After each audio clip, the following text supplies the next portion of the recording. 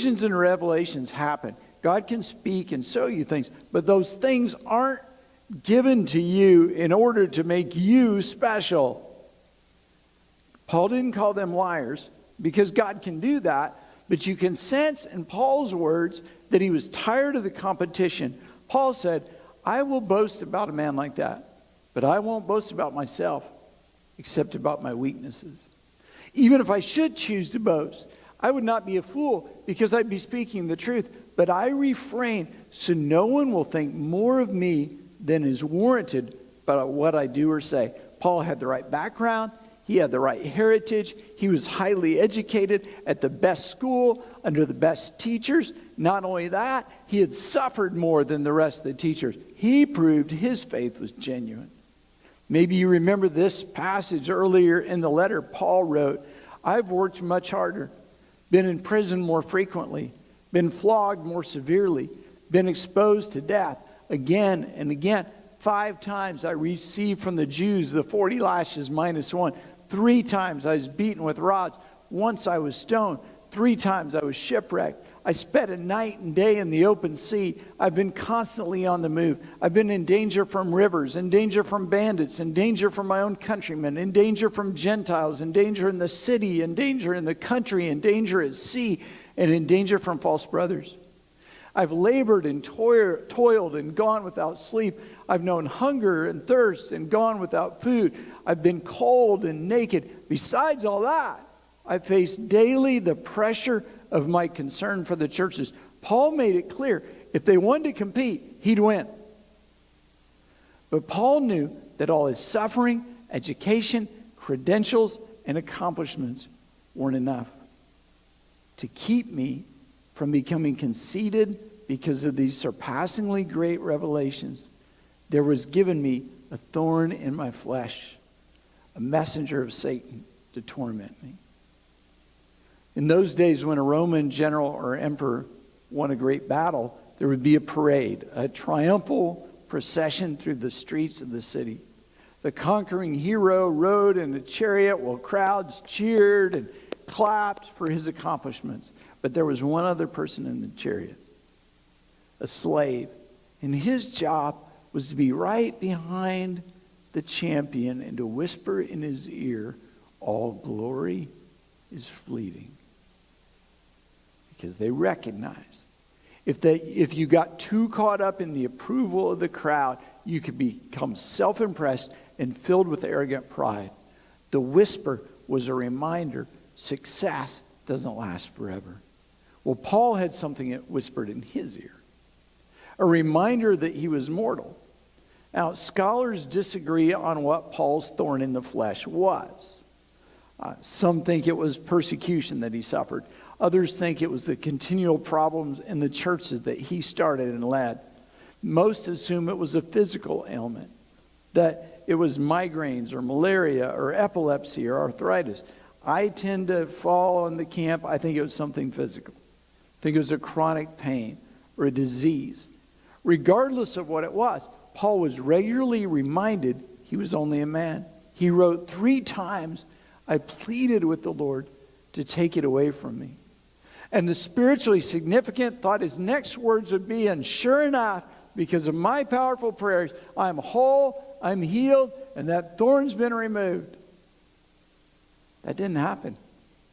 God did not remove Paul's pain, but that doesn't mean God ignored Paul's prayer. His answer was just different than he expected. Instead of an instant healing, God gave Paul a promise, the promise we look at today. And this is one of the most comforting, reassuring, healing, encouraging words from the Lord in the Bible. You're going to love this. 3 times I pleaded with the Lord to take it away from me. But he said to me, here it is, here's the promise. My grace is sufficient for you, for my power is made perfect in weakness. God didn't give Paul a pep talk.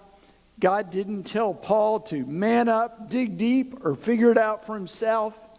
Instead, God said, my grace is more than enough for you. I will give you all the power you need to endure this suffering. I'm with you.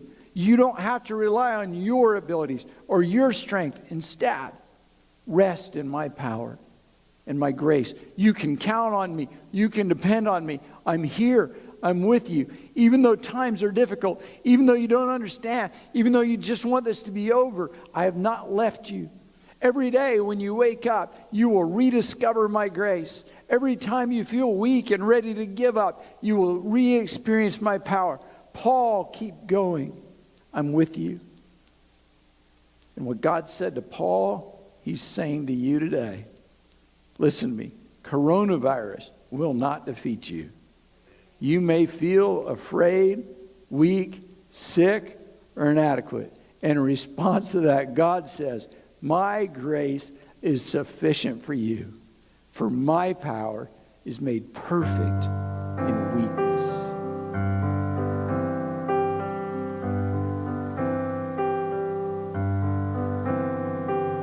I can do all things through Christ who gives me strength, but sometimes I wonder what He can do through me. No great success to show, no glory on my own, yet in my weakness He is there to make me strong, 'cause His strength is perfect when our strength is gone. He'll carry us when we can't carry on. Raised in His power, the weak become strong. His strength is perfect. His strength is perfect.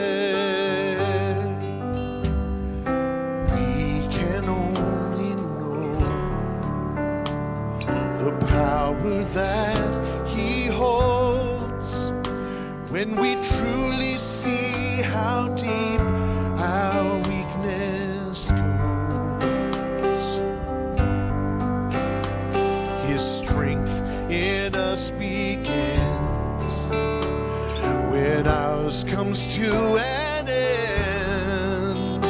He hears our humble cry and proves again that His strength is perfect when our strength is gone. He'll carry us when we can't carry on. Raised in His power, the weak become strong. His strength is perfect. His strength is perfect. Raised in His power, the weak become strong. His strength is perfect. His strength is perfect. His strength is perfect.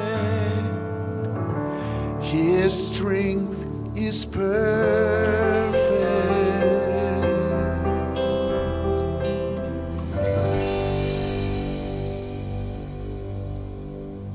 My grace is sufficient for you, for my power is made perfect in weakness. Praise the Lord. I love that promise. You could stop right there and celebrate, but I have to show you the rest of the passage because this is Paul's response to that word from the Lord. Paul said, therefore, or because of what the Lord told me, because of His sufficient grace and power, therefore, I will boast all the more gladly about my weakness. You guys are bragging about your strengths and hiding your weakness. I've got a word from the Lord, and so I'm going to do the exact opposite. Instead of promoting and building on my strengths, I'm going to lean into my weakness with everything I've got. Why? So that Christ's power may rest on me. That is why, for Christ's sake, I delight in weakness, in insults, in hardship, in persecution, in difficulties. And up to now, you've been okay with this promise in Paul's words, but now this is a little tough. Delight in weakness? Have joy when you're insulted? Praise in hardship?